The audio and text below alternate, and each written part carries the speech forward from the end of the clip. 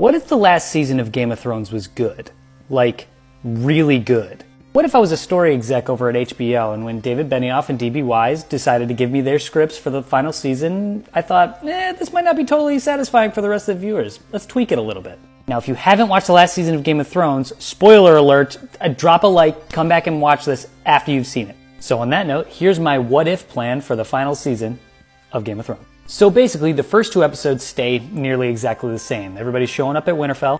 Jon finds out from Sam that he's the rightful king of the Seven Kingdoms. And everybody's preparing for the Night King and the White Walkers to arrive. Here's where we start to deviate from the path that the show took.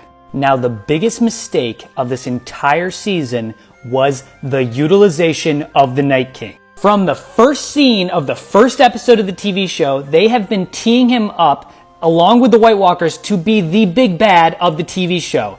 And instead, they decide to kill him in the third episode of that season. That is the dumbest thing they could have done. And the idea that killing Bran because he's the three-eyed raven is the Night King's only motivation doesn't make a lot of sense to me, because that wasn't his motivation throughout the rest of the series. It was kind of just to decimate all of the population and bring them into his fold. Because absolute power corrupts absolutely, which is the entire theme of all of Game of Thrones. So instead of the good guys winning at the Battle of Winterfell, they lose. Bad. Now, all the people that died in the original episode do die, but we also lose Sam, Varys, Missandei, and one of the other dragons. It's a bloodbath. But at the last second, Jon, Dany, Tyrion, Sansa, and a couple other people are able to get away with Dany's other dragon. Bran's able to get away as well.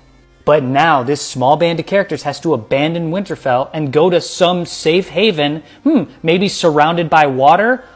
Where's a place in Westeros that is completely surrounded by water and actually has some fortresses and stuff?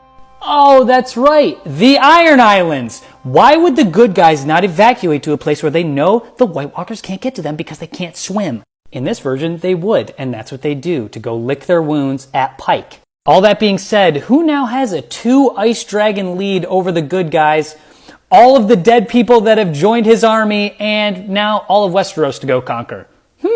I think it's the MFN Night King, whose ultimate goal isn't to kill Bran, but to conquer all of existence and bring them into his fold. That's his plan. And where's he going to go next? South. He's going to King's Landing. And who's he going to destroy and conquer on the way there?